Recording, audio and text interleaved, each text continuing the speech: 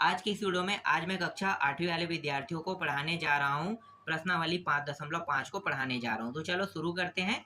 तो पहला प्रश्न है, निम्न आकृतियों में x तथा y का मान ज्ञात करो कह रहा है।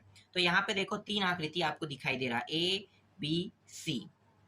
ए को पहले हल करेंगे, बारी बारी से हल करेंगे। तो पहले को देखो, पहले में अगर पहले को देखते हैं तो यहाँ पे देखो ये ओ बिंदु है। ओ बिंदु से यहाँ पे एक रेखा खींचेंगे तो ये हो जाएगा ए और ओ, दोनों को मिलाते हैं तो ये दोनों क्या है, ये त्रिज्या है। इसी तरह से एक और त्रिज्या है, देखो ये ओ है और बी है, ये भी क्या है, त्रिज्या है। तो जितनी दूरी ए से ओ की होगी उतनी ही दूरी ओ से बी की होगी। समझ में आ गया पहला टॉपिक। अब देखो और मैं क्या बताना चाहता हूँ, बहुत महत्वपूर्ण चीज है ये सारी चीजें जो मैं बताना चाहता हूँ, आप बस इसे ध्यान से सुनो, ठीक है। लिखना नहीं है आपको, सिर्फ सुनना है। उसके बाद आगे जब मैं प्रश्न को हल करूंगा ना, तब आपको वो समझ में आने लगेगा कि मैं जो बोल रहा हूँ वो क्या बोलना चाह रहा हूँ। अब बस अभी आपको सुनना है और थोड़ा सा दिमाग लगाना है, ठीक है। ये दोनों क्या हो गया, त्रिज्या हो गया। त्रिज्या क्या होता है पहले ये मुझे बताओ। जो केंद्र बिंदु से वृत्त के जो बाहरी किनारे है उसको छूने वाली रेखा को क्या कहते हैं, त्रिज्या कहते हैं। पता चल गया। तो देख लो, ये वृत्त का केंद्र बिंदु है और ये बाहरी रेखा है, तो यहाँ मतलब बाहरी बिंदु है, इसे रेखा के रूप में अगर मिलाते हैं तो ये क्या बन गया, त्रिज्या। इसी तरह से ये भी त्रिज्या बन गया। क्या ये त्रिज्या कहलाएगा या ये त्रिज्या कहलाएगा? नहीं, ये क्या कहलाएगा, चाप। क्योंकि ये दोनों जो है ना त्रिज्या नहीं है। त्रिज्या हमेशा केंद्र से जाने वाली रेखा को कहते हैं। तो ये दोनों केंद्र से नहीं गया है, ये कहाँ से गया है, देखो ये यहाँ से यहाँ पे गया है और केंद्र बिंदु यहाँ पे, तो केंद्र को ये टच नहीं कर रहा है, इसलिए ये त्रिज्या नहीं है, ठीक है। ये क्या है, चाप है। तो यहाँ पे देखो चाप क्या है, ए बी चाप पर कोण बन रहा है, यहाँ पे सी कोण बन रहा है और सी कोण का मान है कितना, 65 अंश है। कितना है, 65 अंश। अब एक चीज मैं यहाँ पे आपको बताना चाहता हूँ, जो बताना चाहता हूँ यही बहुत महत्वपूर्ण है, ठीक है। यहाँ पे ये दोनों क्या है, ये दोनों त्रिज्या है। त्रिज्या के द्वारा बनाया गया यहाँ पे जो कोण बना रहा है ना, ये कोण चाप के द्वारा, ये चाप है ना, चाप है, तो चाप के द्वारा कौन सा कोण बना रहा है, सी कोण बना रहा है। सी कोण का मान कितना, 65। तो इस कोण के दुगना ये कोण होता है। समझ में आ गया, इस कोण का दुगना ये कोण होता है। चलो अब इसी को मैं आपको साबित करके दिखाता हूं, ठीक है। अभी जो मैंने बताया वो समझ में आया। चाप के द्वारा, ये क्या है, एक वृत्त है और इस वृत्त में ए बी, ठीक है, ए बी चाप है, ए बी चाप, यार ए बी चाप द्वारा बनाए गए कोण, देखो बनाए गए कोण कौन सा है, सी कोण है और इसका अंश कितना है, 65 अंश है। सी कोण का दुगना क्या होता है, दुगना होता है ए बी, जो ए ओ और ए ओ बी कोण दुगना होगा। समझ में आ गया। तो चलो मैं आपको अब बताता हूं यही चीज हल करके, ठीक है। स्टार्ट करते हैं हल को। देखो कोण है यहाँ पे ए ओ बी, बी बराबर ए सी बी, कोण ए सी बी, और कितना बोला मैंने, दुगना। इस कोण, ये कोण जो है इसका दुगना होता है, तो दोगुना यहाँ पे लगाना है, ठीक है। यहाँ पे नहीं लगाना है, यहाँ पे दुगना लगाओगे तभी तो ये दोनों एक दूसरे के बराबर होगा, ठीक है। मुझे इसका मान निकालना है। तो कोण ए ओ बी बराबर 2 और इसका मान कितना है, देखो 65 अंश। तो यहाँ पे लिखो 65 अंश। दोनों को गुणा करेंगे तो कितना हो जाएगा, 65 दूनी 130 अंश। तो कोण ए ओ बी का मान कितना आ गया, 130 अंश। देखो आ गया, बहुत आसान था। बस आपको चित्र समझना है। चित्र आप एक बार समझ गए ना तो आसानी से किसी भी प्रश्न का आंसर निकाल सकते हो। अगर चित्र समझ में नहीं आएगा तो आंसर नहीं बना पाओगे। चलो दूसरा देखते हैं। अ बन गया, अब ब में आते हैं। तो ब को मैं साइड में हल करूंगा, ठीक है, क्योंकि चित्र है यहाँ पे तो चित्र को पहले समझाना पड़ेगा आपको ना। देखो फिर से आते हैं यहाँ पे, ये और ये ए बी, मतलब सॉरी ए बी बोल रहा था, यहाँ पे ए और ओ क्या है, त्रिज्या है ये भी, और ओ और बी क्या है, त्रिज्या है, ये भी त्रिज्या है। अब ये जो त्रिज्या वाला रेखा है, मतलब बिंदु पॉइंट है, ए बिंदु पॉइंट और बी बिंदु पॉइंट, इसके द्वारा चाप काटा गया है, चाप, ठीक है। तो चाप क्या बन रहा है, देखो ए बी चाप है, तो ए बी चाप में कोण कौन सा बना रहा है, ए सी बी कोण, ठीक है। तो ए सी बी कोण जो बन रहा है उसको देखो, ए सी बी, ए सी बी, यहाँ पे एक्स अंश है। एक्स अंश, और ये वाला देखो यहाँ पे आपको किसको देखना है, इसको देखना है, इसको देखना है, और ये हिस्से में कोण बन रहा है, ठीक है, ये हिस्से का कोण नहीं देखना है हमें, ये बाहरी कोण देखना है, ये वाले हिस्से में कितने अंश का कोण बन रहा है ये बताना है, ठीक है। तो यहाँ पे दिया हुआ है 248 दिया हुआ है, ठीक है, तो 248 दिया है, तो ये जो है जितना है इसका आधा ये होता है, मैंने बताया था ना, अगर इसको मानोगे ये जितना है इसका दुगना ये होता है, तो ये तो पहले दिया हुआ है तो इसका ये आधा होगा। समझ में आ रहा है? नहीं आ रहा होगा आपके दिमाग में, चलो मैं बताता हूँ। देखो ये वाला मान लो यहाँ पे दिया है तो इसका दुगना ये होता है, तो ये एक्स का दुगना है। समझ में आ गया? ये जो एक्स है इसका अगर मान दिया होता तो इसका आंसर आता दुगना, तो यहाँ पे अगर एक्स का मान निकालेंगे तो क्या होगा, ये आधा होगा ना।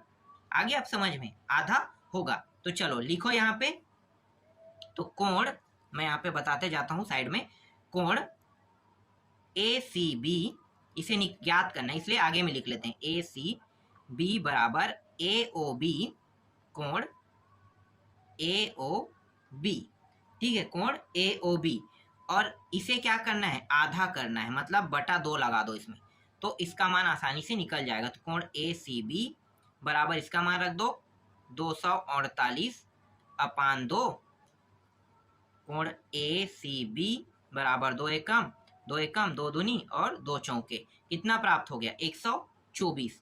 तो यहाँ पे निकल गया 124 अंश। देखो कितना आया इसका मान, एक्स का मान आ गया, यहाँ का मान 124 अंश आ गया। बन गया ये प्रश्न। चलो तीसरा देखते हैं। अब तीसरा को देखो, तीसरा में यहाँ पे देखो ये जितने अंश का कोण बना रहा है, ठीक है, ये केंद्र बिंदु पे बन रहा है। ध्यान देना, केंद्र बिंदु पर जो कोण बनता है ना वो चाप के द्वारा बनाए गए कोण से दुगना होता है, ठीक है। तो देखो चाप कौन कौन सा है भाई, यहाँ पे सी है और यहाँ पे ए है, ठीक है, ये तो कोण है। ध्यान देना ये क्या है, ए और बी, ये केंद्र बिंदु है। देखो ये त्रिज्या है और ये भी त्रिज्या है, तो त्रिज्या के द्वारा दोनों त्रिज्याओं को इस तरह से रखोगे तो एक कोण बन रहा है। तो ये जो कोण जितना है इससे बाकी जो है चाप के द्वारा बनाया गया कोण क्या रहेगा, आधा रहेगा, यहाँ भी आधा यहाँ भी आधा। अब ये वाला जो त्रिभुज दिखाई दे रहा है ना आपको, ये त्रिभुज, ये एक समद्विबाहु त्रिभुज है, और समद्विबाहु त्रिभुज के दो भुजाएं बराबर होता है, तो ए ओ जितना है उतना ही ओ सी रहेगा। कैसे पता चलेगा, देख लो ये भी त्रिज्या है, ये भी त्रिज्या है, और यहाँ पे देखो ये भी त्रिज्या है। मतलब क्या है, इसे हमें ध्यान नहीं देना, इसका कोण पहले से दिया हुआ है, लेकिन ए से ओ और ओ से सी दोनों रेखा देखो, दोनों रेखा त्रिज्या है ना, तो त्रिज्या है तो मतलब ए से ओ जितना है उतना ही ओ से सी का रहेगा। इसका मतलब एक्स का मान जितना रहेगा, जितना प्राप्त होगा उतना ही वाई का मान भी प्राप्त होगा। कारण पता चल गया, क्यों, क्योंकि ये समद्विबाहु त्रिभुज है। समद्विबाहु त्रिभुज में दो भुजाएं बराबर होते हैं, और जिसमें दो भुजाएं बराबर होते हैं उसमें दोनों कोण भी बराबर होते हैं, यही इसका नियम है। तो चलो मैं आपको बताता हूं, अब आगे हल करते हैं सी वाला खंड। देखो यहाँ पे दिया हुआ है ए ओ बी दिया है कोण, ए ओ बी का मान कितना दिया है, 74 अंश दिया हुआ था, और हमें ज्ञात क्या करना है, हमें एक्स और वाई का मान निकालना है। तो चलो निकाल लेते हैं भाई एक्स और वाई का मान। तो पहले किसका निकालूं, जिसका चाहो आप उसका निकाल सकते हो, एक्स चाहो तो एक्स भी निकाल सकते हो। तो मैं यहाँ पे निकाल लेता हूँ ओ सी ए, मतलब एक्स का मान निकाल लेता हूँ। तो यहाँ पे लिखो ओ सी ए कोण इस तरह से, और यहाँ पे क्या था कोण ए ओ बी, ए ओ बी, और ये क्या रहेगा, आधा रहेगा ना इसका। तो कोण ओ सी ए बराबर इसका मान कितना है 74 अंश अपान 2, 2 से डिवाइड कर दो, 2 तिया 2 सत्ते 37 अंश आ गया। और इसके स्थान पे क्या रखेंगे, एक्स रखेंगे ना, क्योंकि इसका जो मान रहेगा वो एक्स था, तो एक्स अंश का मान कितना आ गया 37 अंश। तो देखो यहाँ पे एक्स का मान प्राप्त हो गया। अब साइड में वाई का निकाल लेते हैं, ठीक है, इसी में। तो वाई वाला देखो यहाँ पे क्या है सी ए ओ, तो लिखो कोण सी ए ओ बराबर कोण ए ओ बी, वही नहीं लेना है, ठीक है, लेना चाहते हो तो वही ले सकते हो, या आप इस तरह से भी बता सकते हो कि दोनों बराबर है। मैं अलग अलग कर लेता हूँ, ज़्यादा अच्छा रहे, ठीक है। इसके बाद कोण सी ए ओ बराबर यहाँ भी कितना रहेगा, इसका मान है 74, ये रहा, और 2, तो इसके स्थान पे वाई रख लेते हैं, क्योंकि वाई कोण है तो वाई रख लेते हैं, और ये हो गया 37 अंश। तो देखो इसका भी मान निकल गया इस तरह से, ठीक है। आप इसे तुलना भी कर सकते हो, तुलना करके भी बता सकते हो कि भाई x बराबर है तो y भी बराबर होगा। जैसे कि मैंने बताया था ना, दो देखो यहाँ पे क्या है, त्रिज्या देखो AO जितना है उतना ही OC है। तो इस तरह से भी इसको ना लिखकर आप आगे क्या कर सकते हो सकता है आपको ये पसंद ना आया हो, ठीक है। तो इसके जगह में आप क्या लिख सकते हो, दोनों रेखाओं को बराबर बता दो, OA जितना है उतना ही OC भी है। इसका मतलब क्या है कि OA OC दोनों भुजाएं बराबर है तो दो कोण समान होगा। कौन कौन से कोण, तो देखो मैं बता देता हूं, कोण OCA जितना है उतना ही कोण CAO होगा। इसका मान x था और इसका मान कोण y था ना। इसका मान कितना प्राप्त हुआ, 37, निकाल लिए 37। तो कोण y का मान कितना प्राप्त होगा, 37। इसका भी 37 प्राप्त होगा। तो इस तरह से आप इसे निकाल सकते हो। समझ में आ गया? तो ये रहा इसका आंसर। ठीक, चलो आगे देखते हैं अगले प्रश्न को। दूसरा प्रश्न को देखो। दूसरा प्रश्न में आपको दो चित्र दिखाई देगा इस तरह से, ठीक है। पहले में क्या सिद्ध करना है, x बराबर y सिद्ध करना है, मतलब जितना x है उतना y होगा ही होगा कह रहा है। और दूसरा में x बराबर 2y सिद्ध करना है, मतलब x का मान कितना प्राप्त होना चाहिए, y जितना रहेगा उसका दोगुना प्राप्त होना चाहिए। तो चलो इसको कैसे निकालोगे, तो चलो पहले बारी बारी से हल करते हैं। पहले चित्र को देखो।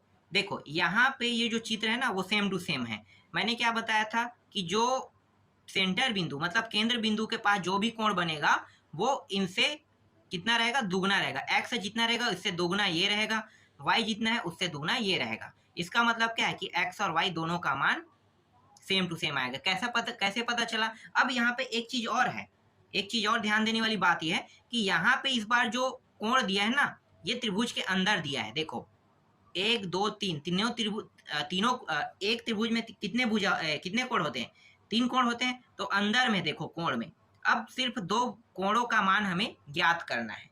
इससे पहले वाले को मैं आपको दिखा देता हूं, चित्र को बाहर में था, देखो ये रहा, ठीक है। ये अंदर में है, ये बाहर में है, तो बाहर वाले को ज्ञात करते थे। ये अंदर में है, यहाँ भी बाहर वाले में ज्ञात कर रहे हैं, यहाँ बाहर में है तो अंदर वाले को ज्ञात कर रहे हैं, मतलब जस्ट अपोजिट रहता था। लेकिन इस वाले में थोड़ा सा अलग है। अलग क्या आपको देखने को मिल रहा है, अलग देखने को ये मिल रहा है कि यहाँ पे देखो 76 जो है ये त्रिभुज के अंदर का ही कोण है। अब यहाँ पे मैं कॉमन बात आपको बता दूं कि एक त्रिभुज में देखो ये क्या है, ये त्रिज्या है, क्योंकि ये केंद्र बिंदु से ओ बिंदु से लेकर बी बिंदु कहाँ पे छू रहा है, वृत्त के किनारे हिस्से को छू रहा है। इसी तरह से ओ से सी भी वृत्त के किनारे ये बिंदु को छू रहा है। इसका मतलब क्या है कि ये दोनों त्रिज्या है, मतलब जितनी लंबाई इसकी होगी उतनी ही लंबाई इसकी होगी। तो डेफिनेटली आपको पता चल गया कि x जितने अंश का कोण बनाएगा उतने अंश का कोण y के द्वारा भी बनाया जाएगा। समझ में आ गया? चलो आगे हल करते हैं। यहाँ पे त्रिभुज लिखो, कौन सा त्रिभुज है भाई, OBC लिखो, OBC में, ठीक है। OBC में देख लेते हैं। तो एक त्रिभुज की कितनी भुजाएं होती हैं ये बताओ, 3 भुजाएं। और कोण कितने होते हैं, 3 कोण होते हैं। तो कोण को ही तो लेना है हमें। एक त्रिभुज के 3 कोण कौन कौन सा, ये O है, ये B है और C है। तो लिखो O कोण प्लस कोण B प्लस यहाँ पे कौन सा कोण दिया है, कोण C दिया है। तीनों कोणों का योग होता है 180 अंश। क्या होता है, 180 अंश। कोण O वाला मान देखो कितना होगा, इसका मान होगा 76। कोण B वाला देखो कितना है, कोण Y। और कोण C वाला देखो कितना है, कोण X होगा, ठीक है। X अंश हो जाएगा और यहाँ पे कितना है, 180 अंश है, ठीक है। अब यहाँ पे मैं क्या बता रहा था आपको, मैं ये बता रहा था कि कोण OB भुजा जितना है उतना ही OC भुजा है। इसका मतलब क्या है, इसका मतलब ये है कि जो कोण Y है, ठीक है, जितना रहेगा उतना ही कोण क्या रहेगा, X भी रहेगा। समझ में आ गया? कोण Y और कोण X दोनों का मान बराबर रहेगा। समझ में आ गया? तो जहां पे y दिया है उसके स्थान पे आप x रख लो, ठीक है। रिप्लेस करते हैं, इसके स्थान पे मैं क्या रख सकता हूँ, ये रख सकता हूँ। तो ये हो गया 76 अंश प्लस कोण x प्लस कोण x बराबर 180 अंश। तो ये हो गया 76 अंश। दोनों को जोड़ेंगे तो कितना हो जाएगा भाई, जोड़ने पर 2, ठीक है। 2x लिख लो, कोण को अभी आप हटा दो, ठीक है। कोण को नहीं लिखोगे तो भी कोई दिक्कत नहीं है, हम लोग हटा देते हैं कोण को, या चलो लिख लेते हैं कोण लेकर हल करें तो कोण को लेकर हल करेंगे। इसके बाद ये रहा 180 अंश। ठीक है, ये दोनों को एक साइड में ले आते हैं तो कोण यहाँ पे 2x बचेगा और 180 के साइड में 76 को पक्षांतर कर देंगे तो क्या हो जाएगा, प्लस से माइनस। माइनस क्यों हुआ पता चल गया। जब हम पक्षांतर विधि लागू करते हैं तो एक साइड से जब दूसरे साइड जाता है कोई मान, और वो कब जाता है, जब वो जोड़ना या घटाने के रूप में हो तभी जाता है। जोड़ना घटाने के अलावा गुणा या भाग में रहेगा तो यहाँ पे नियम लगेगा तिर्या गुणा, और वो अलग नियम होता है। तो यहाँ पे नियम कौन सा लग रहा है, पक्षांतर नियम। पक्षांतर नियम के तहत ये इस साइड में आया तो ये प्लस में था, क्या हो गया, माइनस में हो गया। तो यहाँ पे कोण 2x बराबर, इसको घटा दो, घटाने पर कितना प्राप्त होगा भाई, तो घटाने पर ये प्राप्त हो रहा है 104, ये हो गया 4 प्राप्त हो गया, यहाँ पे 0 और ये 1, ठीक है, 104 अंश प्राप्त हो गया। 104 अंश यहाँ पे प्राप्त हो गया। तो यहाँ पे कोण x बस को रखो, 2 इसके साथ गुणक रूप में है, तो गुणक रूप में है मतलब क्या होगा, यहाँ पे तिर्या गुणा नियम लगेगा। और तिर्या गुणा नियम में क्या होता है, 104 को भाग करेगा 2। ठीक है, ये तिर्या गुणा नियम है। तो भाग दे दो तो कोण x का मान कितना निकल गया, 2 एकम 2, 2 पंचे 10, ठीक है, 5 और 2 दूनी, तो यहाँ पे आ गया 52 अंश आ गया। तो x का मान कितना प्राप्त हुआ, 52 अंश। अब y का मान निकाल लेते हैं। तो देखो यहाँ पे मैंने दोनों को बराबर माना है तो इसको समीकरण 1 रख लो, समीकरण 1 में मान रखने पर लिख लो। तो समीकरण 1 में मान रखेंगे तो कोण यहाँ पे क्या है, 1 सेकंड, कोण y था ना, कोण y बराबर, और यहाँ पे कोण x का मान कितना है, यहाँ पे देखो 52 अंश। तो इस तरह से कोण y का मान भी निकल गया। यही हमें क्या करना था, इस प्रश्न में सिद्ध करना था, यही हमारा आंसर है। समझ में आ गया, दोनों का मान बराबर हो रहा है, इसका मतलब क्या है कि x और बराबर y दोनों बराबर है, ये सिद्ध हो गया। समझ में आया। चलो दूसरा देखते हैं। अब इसको साइड में कर लेते हैं दूसरा खंड करके। ठीक है, देखो दूसरा चित्र देखते हैं। तो देखो ये एक रेखा है और ये वाला एक रेखा, दोनों क्या है, क्रॉस रेखा है। ध्यान देना, क्रॉस रेखा है। अगर क्रॉस रेखा में त्रिभुज बन, मतलब क्रॉस रेखा के द्वारा त्रिभुजों का अगर निर्माण होता है तो दोनों त्रिभुजों के सभी कोण बराबर होंगे और भुजा भी बराबर होगा। कोण भी बराबर और भुजा भी। कैसे, देखो ये क्रॉस रेखा है, यहाँ तक गया है, ये क्रॉस रेखा है, यहाँ तक गया है। ठीक है, तो यहाँ पे देखो ये जितना, इसकी दूरी जितनी है O से P की, उतनी दूरी O से R की होगी। O से यहाँ पे देखो, O से मान लो S की दूरी जितनी है उतनी दूरी यहाँ से O से Q की दूरी होगी। समझ में आ गया। तो दोनों की, सभी की, मतलब भुजा क्या है, बराबर होते जा रहा है। तो भुजा बराबर है, इसका मतलब ये है कि ये जितने अंश का कोण बनाएगा उतना ही ये बनाएगा, ये जितने अंश का कोण बनाएगा उतने अंश का कोण ये बनाएगा, ये वाला कोण जितने अंश का कोण बनाएगा वो वाला, ये वाला भी उतने अंश का ही कोण बनाएगा। मतलब दोनों त्रिभुजों में अगर तुलना करेंगे तो दोनों त्रिभुज क्या है, बराबर बराबर कोण बना रहा है। समझ में आ गया, दोनों त्रिभुज क्या है, बराबर बराबर कोण बना रहा है। तो एक ही चाप पर, समझो, एक ही चाप पर PS द्वारा वृत्त पर अंतरित कोण कहते हैं इसे।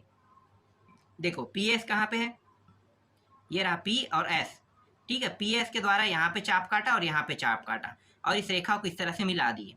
तो PS द्वारा वृत्त पर अंतरित कोण जो है वो क्या होंगे, बराबर होगा। ठीक है, तो यहाँ पे लिख लेते हैं कि यहाँ पे क्या है, PQS लिखो।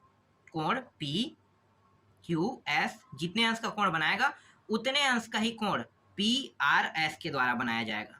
कोण PRS, ये जैसा है वैसा लिख लेते हैं PQS को। और इसका मान कितना है, इसका मान दिया है 75 अंश दिया है। इसका मान भी रख लेते हैं अब y। तो ये रहा y और ये कितना आ गया, 75 अंश। तो देखो y कोण, y का मान कितना आ गया, y का मान यहाँ पे 75 आ गया, निकल गया 75। अब x का मान निकालते हैं। ठीक है, x का मान, अब x जो है ना वो y वाले कोण से दुगना होगा। क्यों दुगना होगा, क्योंकि वो कहाँ पे बना रहा है, केंद्र पे बना रहा है। तो मैंने पहले ही बताया था चाप के द्वारा बनाया गया कोण केंद्र पे बनाए गए कोण से आधा होगा। तो केंद्र वाला कोण कितना होगा, चाप के कोण से दुगना होगा। दो तरीके हैं समझने का, या तो उसे आधा कहो चाप वाले को, और किसको दुगना कहोगे, समझ में आ गया, केंद्र को दुगना कहोगे। ठीक है, ये जितना बनाएगा उससे दुगना केंद्र के द्वारा बनाया गया कोण होगा। तो निकाल लेते हैं भाई इसको भी। तो यहाँ पे आप लिखो कोण PQS, ठीक है, कोण PQS बराबर दुगना कौन रहेगा, यहाँ पे कोण देख लो, एक सेकंड में दिखाता हूँ, POS, ठीक है, POS दुगना रहेगा। इसका मान कितना है, इसका मान है, एक सेकंड, मैं यहाँ पे कुछ गलती कर दिया हूँ क्या, सॉरी यहाँ पे गलती हुआ है ना, गलत क्या किया था, पहले मुझे लिखना था किसको, जो ज्ञात करना है उसको। तो देखो POS को लिखना है, तो लिखो कोण POS, दुगना लिखना है PQS को, ठीक, ये हमें ज्ञात करना है। तो इसका मान POS जैसा वैसा लिख लो, ये हो गया 2 और गुणा कितना करना है, 75 अंश। इसका मान कितना है, इसका मान है x है, तो यहाँ पे x लिख लो अब, और इन दोनों को गुणा करोगे कितना होगा, 75 दूनी होता है 150, 150 अंश। तो यहाँ पे x का मान आ गया 150 आ गया, और y का मान कितना है 75 निकल गया। और यही हमें क्या करना था, ज्ञात करना था। अब इन दोनों को मैच कर लो, तो x बराबर कितना आना चाहिए, 2y। देखते हैं x का मान कितना है, देखो यहाँ पे x बराबर 2 और y का मान कितना है, या आप डायरेक्ट ये ना करके, ठीक है, ये वाला हिस्सा जो मैंने अभी किया है इसको ना करके क्या कर सकते हो, यहाँ पे जो प्रश्न दिया है ना इसमें आप इसे एक समीकरण मान लेना एक, और इस समीकरण में मान को रख देना, ठीक है, इसे समीकरण 1 मानना, इसे कुछ मत मानना, ठीक है। समीकरण 1 से यहाँ पे मान रखने पर तो y का मान कितना है 75, तो x बराबर कितना हो गया 150, ये आ गया। देख लो दोनों तरीका सही है, ठीक है, गलत नहीं है, क्योंकि मैंने दोनों तरीकों का उपयोग करके आपको प्रश्न बताया है, तो सिद्ध तो मैंने दोनों में किया है, तो दोनों क्या होगा, सही होगा। समझ में आ गया इस तरह से। चलो बाकी जो बचा है ना उसको नेक्स्ट वीडियो में आपको बताऊंगा।